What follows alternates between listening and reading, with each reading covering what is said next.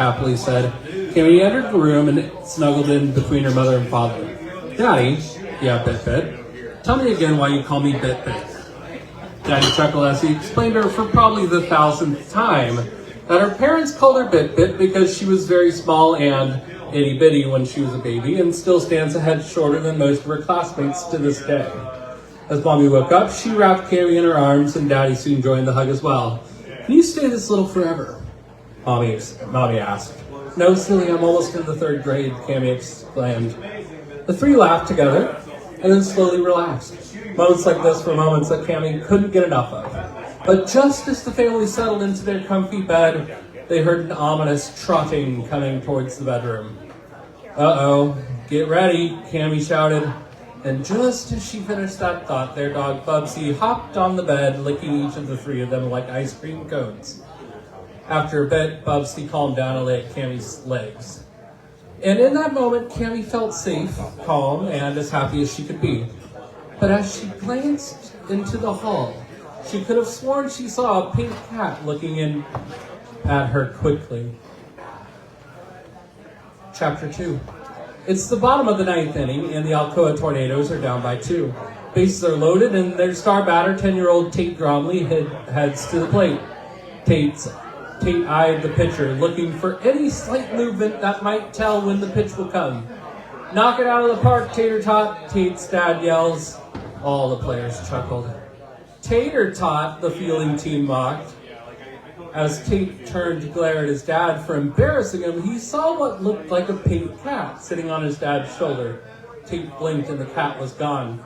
Tate stood confused until he was brought back into reality with the umpire's call of strike one. Tate lowered his head to the plate, then locked eyes with the pitcher. He wasn't about to let another ball go past him. The pitch came straight down the middle. Tate swung his bat hard and true and knocked the ball to back field. Tate ran to first to reach. With that win, Tate had landed his team a place in this year's playoffs. The crowd went wild. Tate's teammates rushed him for chest bumps and high fives, and the coach reminded them, "Win with dignity," he said.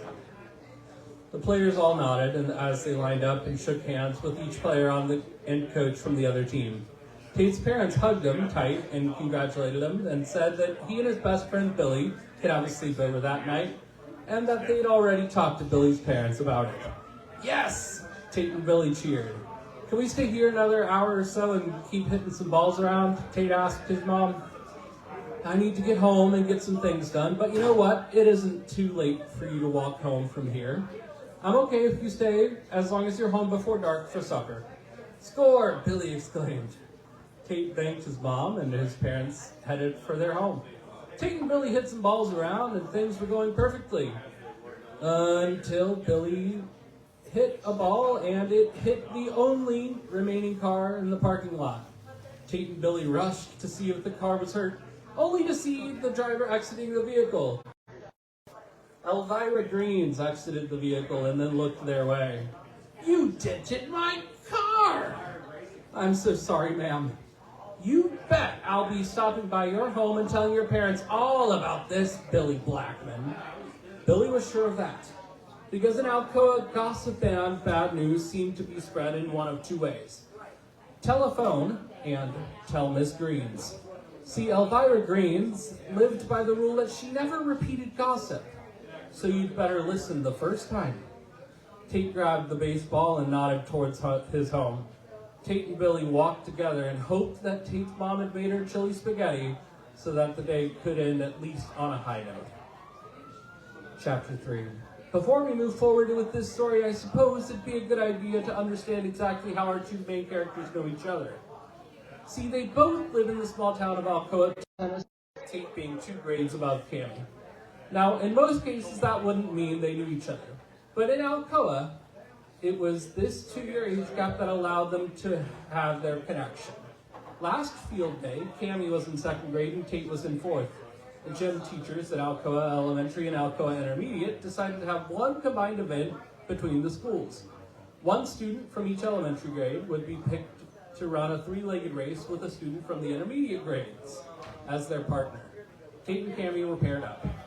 As the race began, Tate and Cammy awkwardly stumbled along, but quickly Cammy realized that if she watched Tate's feet and got hers in rhythm with his, they could move easier. They found their rhythm and passed one pair, then another, and then another until they were in first place. As they ran, both of them saw what looked like a pink cat running alongside them, but they had to keep their focus.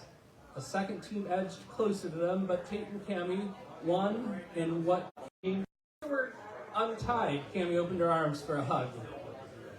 Tate waved it off and looked at her calmly. Good race, small fry, but let's keep it cool. Tate reached out a closed fist to Cammy. Yeah, keep it cool. Cammy pounded Tate's fist with her own. Seriously though, good race. Cammy smiled as Tate nonchalantly walked away. She was proud that she'd kept up with an athlete like Tate. Her friends didn't stop telling her how cool that was throughout the rest of the day. And I'll finish with chapter 4. Most families have had a secret, be it a gift someone hides, or a surprise party, or a secret chili recipe. But Tate and Cammy's parents were holding an even bigger secret, one that not even Tate or Cammy knew. One night, Tate and Cammy each mentioned to their parents that they had seen a pink cat different places, and their parents knew it was time to tell them. Each of their parents told them that they are part of something called the Underground. The Underground are a group of families on Earth that have children who will be part of the Magic Kids unit. Cammy and Tate listened with a new heightened intensity. Their parents explained that the Magic Kids unit is a group of children and parents and teens who have the ability to tap into magic. Shortly after they were born, their families were first approached by the leaders of the Magic Kids unit because of the connection to magic they had. Their parents explained that the pink cat they'd been seeing was Harlan, the current leader of the Magic Kids unit, and that he had been stopping by to observe them, checking if they were ready to begin their official training. And the kids seeing him now, more than once, could only mean one thing. They were ready.